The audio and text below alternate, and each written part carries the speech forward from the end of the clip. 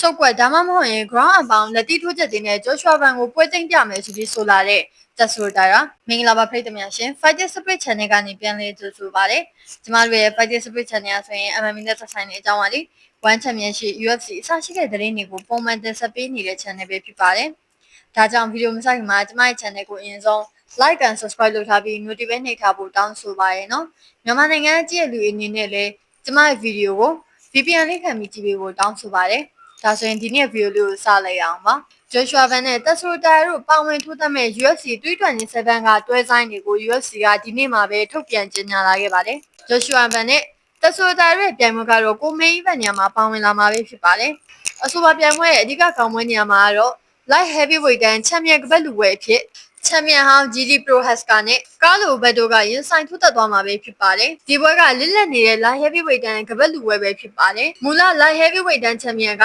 Alex Pereira ဖြစ်ပါတယ်။ Alex Pereira အနေနဲ့ Light Heavyweight တန်းကိုတက်မှာဖြစ်တဲ့အတွက်ကြောင့်သူကချန်ပီယံကပတ်ကိုဆွန့်လွတ်လိုက်တာကြောင့်လည်းဒီပွဲကပေါ်ပေါက်လာပဲဖြစ်ပါတယ်။ဒါဆိုရင်မူလအကြောင်းအရာကိုပြန်ဆက်ကြရအောင်ပါ။ Joshua Van နဲ့ Tassota တို့ပါဝင်ထိုးသက်ပွဲက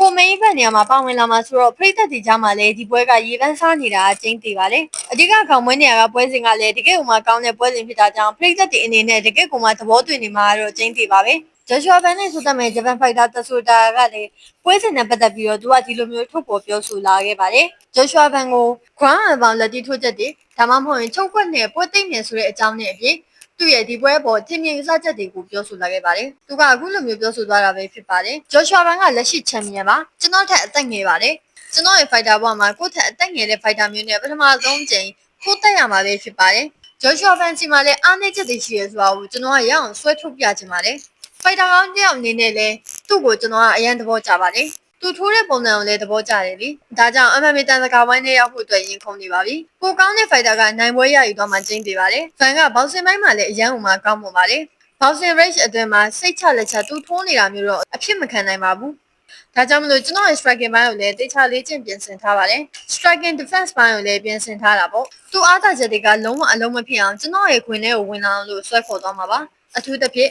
ground game ပိုင်းကိုခေါ်ပြီးကစားခြင်းပါတယ်။သူ့ရဲ့ striking ပိုင်းကိုမပြခင်ကျွန်တော်ကချုပ်ကွက်ဒါမှမဟုတ်ရင် ground and pound လက်တီးနဲ့သူ့ကိုပွဲသိမ်းပြခြင်းပါတယ်။ကြေကြတာတစ်ခုကဧပြီလ12ရက်နေ့မှာflyweight တန်းချန်ပီယံအသစ်အနေနဲ့ Tassota ပေါ်ထွက်လာမှာပါဆိုပြီးသူကပြောဆိုသွားခဲ့ပါတယ်။ Tassota ကတော့ဒီပွဲပေါ်အမြင်တွေကိုတေချာသုံးသပ်သွားတာကိုတွေ့ရပါတယ်။သူ့အနေနဲ့ Van ရဲ့ striking skill ကိုကြောက်နေရဆိုတာလည်းအချက်လက်တွေအရအသိတာနေပါတယ်။ဒါကြောင့်မလို့သူ့အနေနဲ့ ground game ပိုင်းကိုအားသာအောင်ထုတ်သုံးသွားမယ်ဆိုတဲ့အကြောင်းတွေကိုအချက်လက်အနေနဲ့ပြောဆိုနေတာပဲဖြစ်ပါတယ်။ Joshua Van ကိုသူပြောထားလို့ပဲချုပ်ကွက်ဒါမှမဟုတ်ရင် ground and pound လက်တီးထိုးချက်တွေနဲ့တကယ်ပဲပွဲသိမ်းနိုင်မှာမလားဆိုတော့ဧပြီလ12ရက်နေ့မှာကြည့်ရှုသွားမှာပဲဖြစ်ပါတယ်။ဗီဒီယိုကိုအဆုံးထိကြည့်ရှုပေးခဲ့ကြတဲ့အတွက်အားလုံးကိုကျေးဇူးတင်ပါတယ်။နောက်လည်းကျမတို့ရဲ့ channel ကနေဒီလို MMA နဲ့သက်ဆိုင်တဲ့အကြောင်းပါလေ။ One Championship UFC အစရှိတဲ့သတင်းတွေကိုပုံမှန်တင်ဆက်ပေးတော့မှာဖြစ်တဲ့အတွက်ကြောင့်ကျမ channel ကို like and subscribe လုပ်ထားပြီး notification နှိပ်ထားဖို့တောင်းဆိုပါရနော်။အားလုံးကိုကျေးဇူးတင်ပါတယ်ရှင်။